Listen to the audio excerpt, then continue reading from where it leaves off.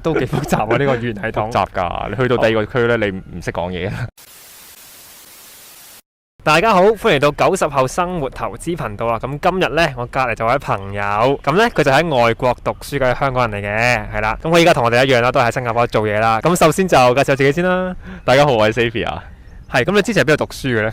瑞士啊。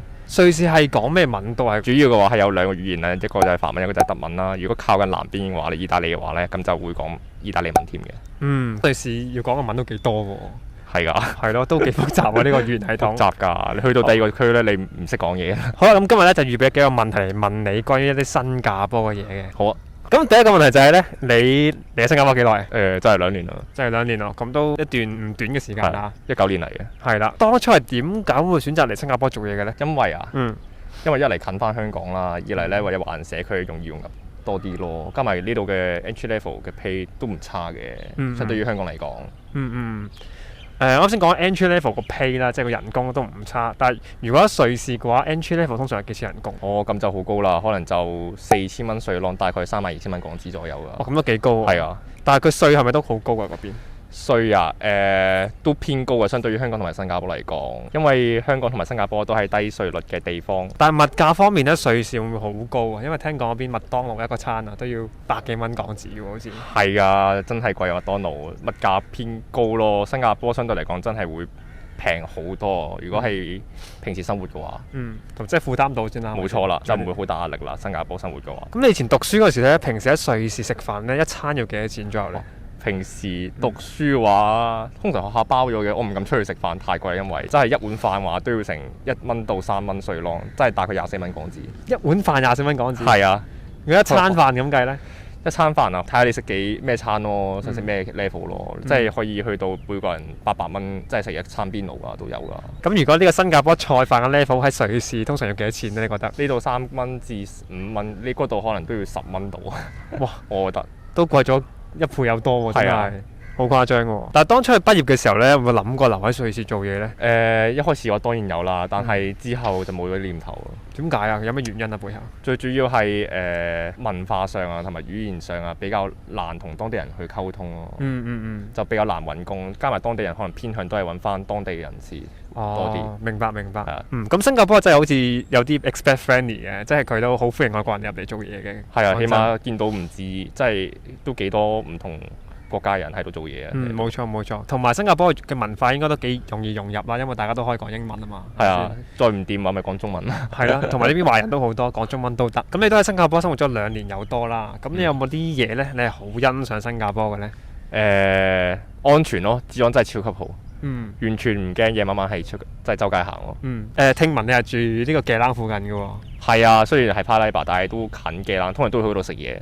嘅冷都係紅燈區嚟㗎嘛，係咪先？係啊，冇錯，呢度紅燈區同其他國家紅燈區真係唔一樣，真係會安全感會多好多咯。我會覺得，即係你自己夜晚行都唔會驚咯，係咪？係啊。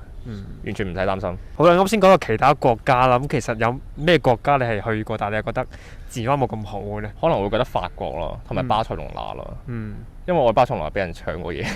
咁誇張啊！係啊，仲有法國我見住我個 friend 俾人偷嘢。咁都真係好猖狂喎！係啊，地鐵站好多人嗰陣時啊，係仲唔係夜晚咁樣，就有人伸入佢袋度去攞嘢都上咁樣。咁新加坡喺呢方面好似真係好好多啊！起碼呢個警察都效率幾高下，我覺得係。容易 check 到嘛？咁你之前都喺瑞士讀書啦，係咪先？係。咁如果將新加坡同瑞士比較，你覺得新加坡有邊方面呢係需要向呢個瑞士學習下嘅呢？又或者係佢需要改善嘅呢？我覺得啊，可能工時就短啲咯，work-life balance 多啲咯，咁樣咯。因為瑞士人真係好注重 work-life balance，即係3點鐘你見到打保齡，但係新加坡係冇可能發生到。好早收工喎。係啊。咁佢哋一般係一日會做幾個鐘嘢？最多8個鐘啊，7個鐘、8個鐘咯，係咯。即係永冇 O.T. 嘅佢哋係。唔會，真係好少 O.T.， 就算有都好少 O.T. 係啊。明白。咁我覺得工時長呢個問題都係亞洲地區嘅通病嚟嘅，係咯。冇錯。咁你喺新加坡呢？啱嚟嗰陣時啦，講緊，你有冇遇過啲咩特別嘅困難啊喺度？有幾得意啊！可能大家都講中文同埋英文，但係咧啲 Singlish 同埋中文嘅用法嘅唔同咧，有時候令到自己有少少 confuse 嘅都。即係都係有啲口音啊，或者用詞嘅一啲唔同啊。冇錯啦，就可能你理解有啲唔同啦，係咪？係啊，冇錯。例如一開始食飯嗰陣時，咁我食第包，我完全聽唔明，咁我就係咁我繼續食㗎啦，咁我唔知包咗嚟做乜嘢。咁你而家聽得明啦，應該。而家聽得明，而家聽得明，而家聽得明啊！咁你聽咗咁多呢邊嘅一啲 Singlish 啊，或者啲中文之後咧，有冇覺得呢邊啲用詞咧係比較簡單直接咧？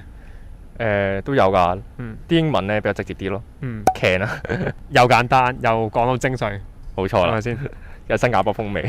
咁喺新加坡咧，有冇一啲你好中意食嘅嘢，而喺瑞士係揾唔到嘅咧？田雞，田雞啊，即係瑞士係見唔到田雞呢個食物嘅係咪？起碼我見唔到咯，係咯，起碼我留喺嗰陣時3年見唔到。哦，即係你中意食新加坡嘅田雞嘅一啲菜嘅。冇錯啦，冇錯啦。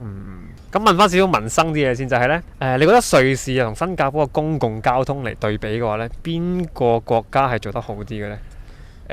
如果你話公共交通嘅話，新加坡我覺得係好過瑞士好多嘅，因為多巴士啦，地鐵站又多啦。瑞士雖然咧就冇乜巴士啊、地鐵啊、火車啊，好似咁新加坡咁便利啦，但係咧佢哋買車平咯，係啊，通常都係揸車代替步行，代替其他交通工具。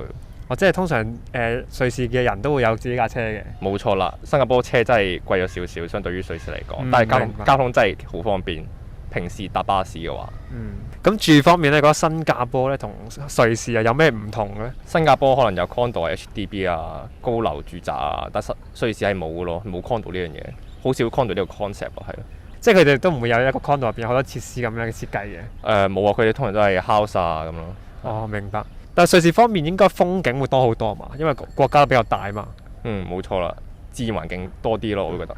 咁你唔多唔少啊，都喺度2年啦。咁你將來咧會唔會諗住繼續留喺新加坡咧？定係會有其他嘅計劃咧？新加坡嘅環境我係都幾中意嘅，但係咧如果長期嚟講，我可能會擔心屋企人啊，想照顧佢哋多啲，陪佢哋多啲咁。即係長遠嚟講，你都可能會 prefer 翻香港啊，睇住屋企人咁樣嘅。冇錯啦，屋企人係一個幾主要因素，我覺得係。咁我衷心祝福你可以喺新加坡攞 PR，因為攞完 PR 之後咧，就可以幫你嘅屋企人啊申請 dependent pass，將佢哋接過嚟嘅。